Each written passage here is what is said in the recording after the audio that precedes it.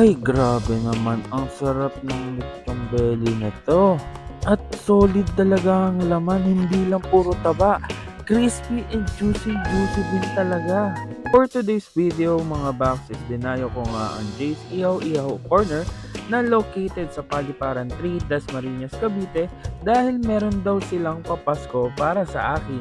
At pagdating ko nga sa kanilang restaurant ay sobrang busy nila dahil napansin ko na sobrang dami ng order na pine-prepare nila. At ang trending na order sa kanila ngayon dahil sa panahon ng Pasko at bagong taon ay ang kanilang lechon belly roll dahil nga sobrang sulit, sobrang sarap at sobrang mura nito. At naabutan ko pa nga sila na nagagawa nito kaya makikita naman natin na walang halong daya ang lechon belly nila. At talagang purong lechon belly o yung belly ng baboy ang kanilang nilalagay. At matapos nga maitali ay isasalang na din niya tulad ng nakikita nyo ngayon. At habang tinitingnan ko ito ay talaga namang nakakapanglaway. Grabe, ang sarap nito tignan. Meron pala silang dalawang sizes ng lechon belly. Meron silang 2 kilograms for only 1,900 pesos at 3.5 kilograms for only 3,100 pesos. O diba, sobrang laki na at sobrang mura ng kanilang lechon belly. At akalain mo, nakakabenta sila ng 15 to 20 belly a day. At ayan nga pala ang regalo nila sa atin.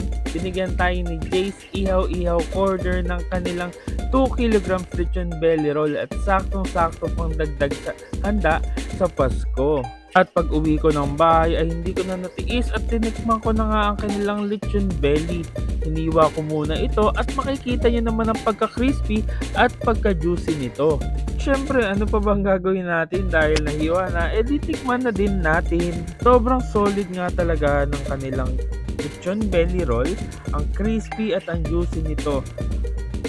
At good thing ay di siya nakakaumay dahil sabi ko nga sa inyo, may laman at hindi purong taba lang yung nilagay nila dito. At equal na equal nga ang laman at ang taba nito. Oh, natatakam ka na ba? At naghahanap ka ba ng panghanda sa bagong taon o sa ibang special occasion?